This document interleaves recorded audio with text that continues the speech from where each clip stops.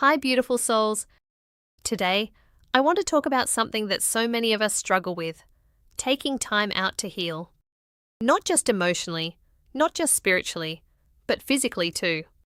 Because sometimes our bodies are asking us to stop long before our minds are willing to listen. We live in a world that celebrates pushing through. Push through the exhaustion. Push through the heartbreak. Push through the pain. Push through the stress. Keep working. Keep showing up. Keep smiling. Keep going. But what if healing requires something completely different? What if healing sometimes requires us to pause, to become quiet, to come back into ourselves, and to stop running long enough to actually hear what our body, heart, and soul have been trying to tell us? There is wisdom in slowing down. Sometimes the most productive thing we can do is simply rest and allow the body the time and space it needs to repair.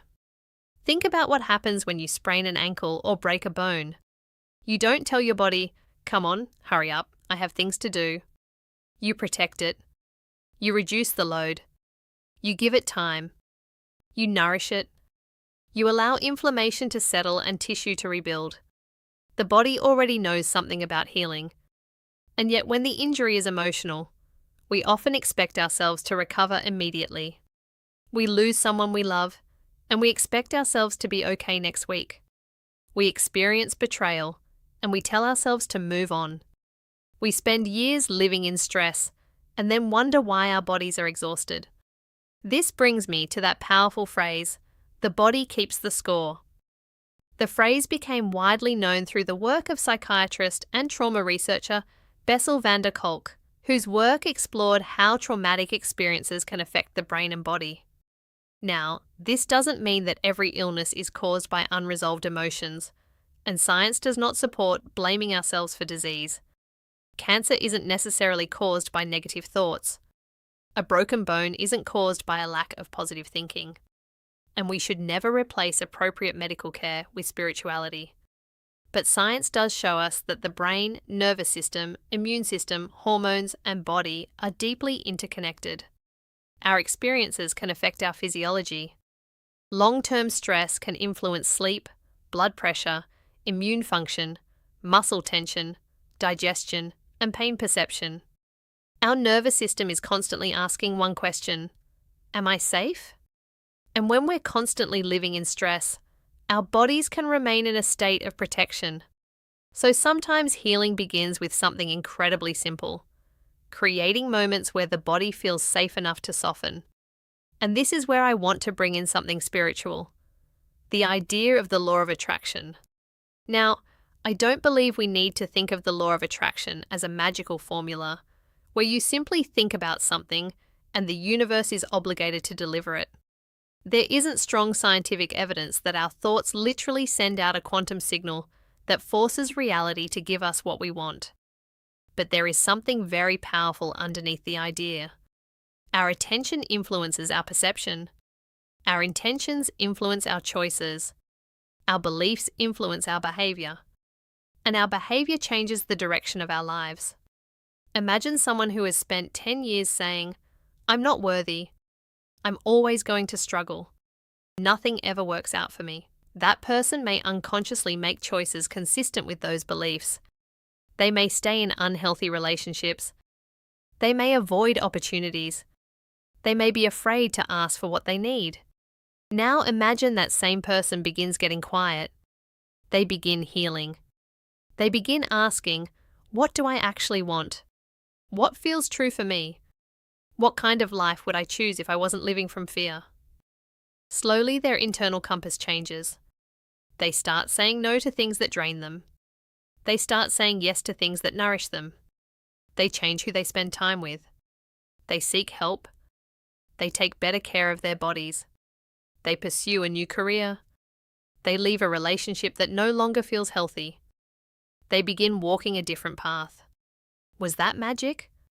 Maybe not in the way we traditionally think of magic, but it was powerful because the intention changed the attention changed the choices, and the choices changed the life.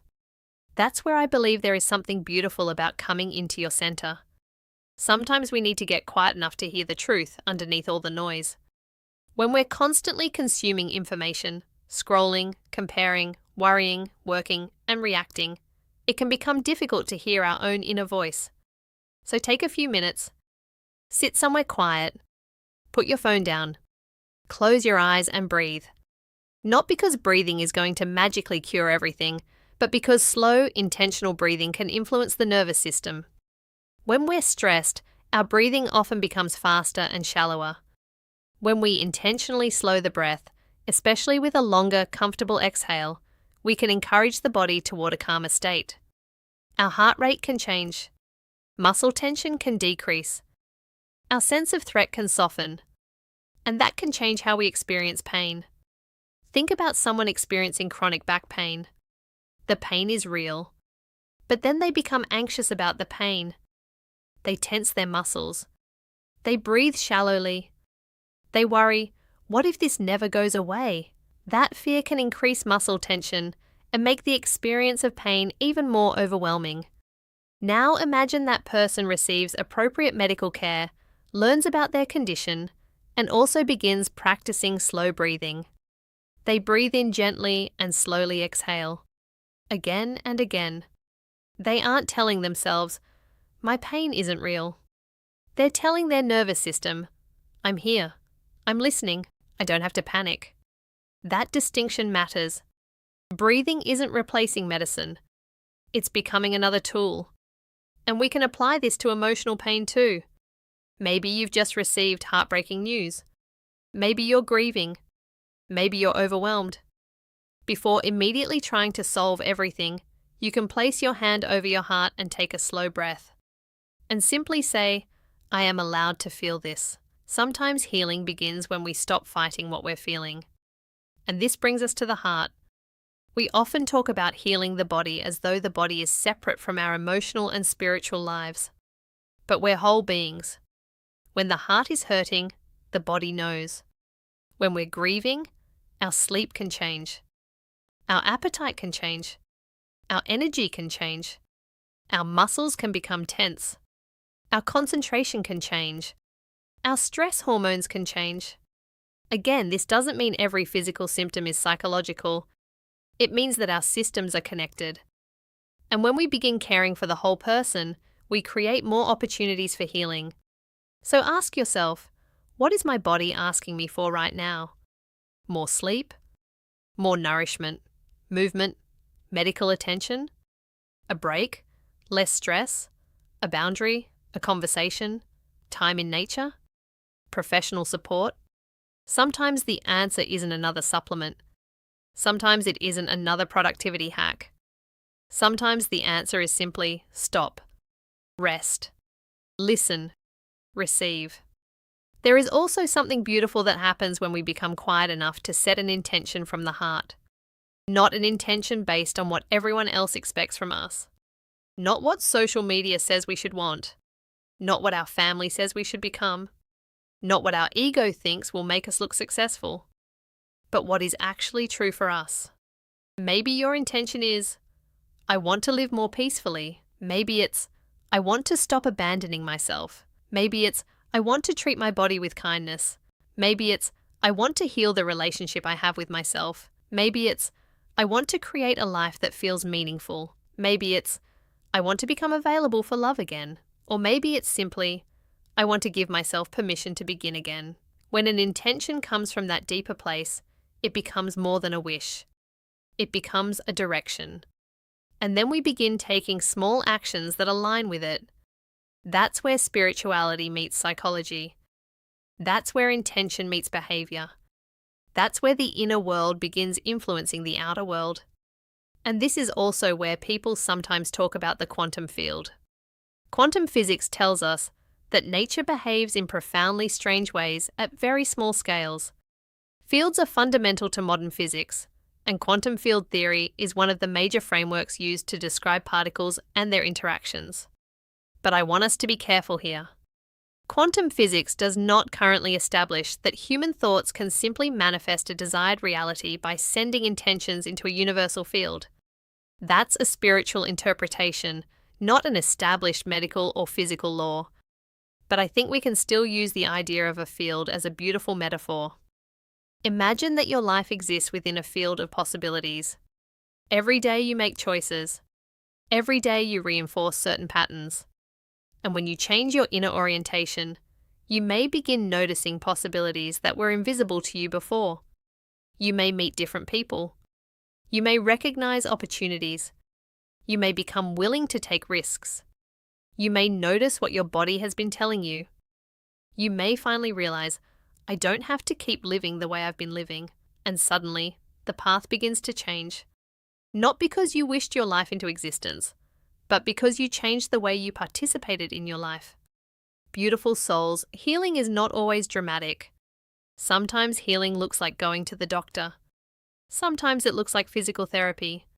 Sometimes it looks like taking the medication your doctor prescribed. Sometimes it looks like sleeping for 8 hours. Sometimes it looks like crying in the shower. Sometimes it looks like forgiving yourself. Sometimes it looks like leaving. Sometimes it looks like staying. Sometimes it looks like asking for help. And sometimes healing looks like sitting quietly for 10 minutes and finally listening to your own heart. So if your body is asking you to slow down right now, please don't automatically interpret that as weakness. Your body is not your enemy. Pain is not always something to fear.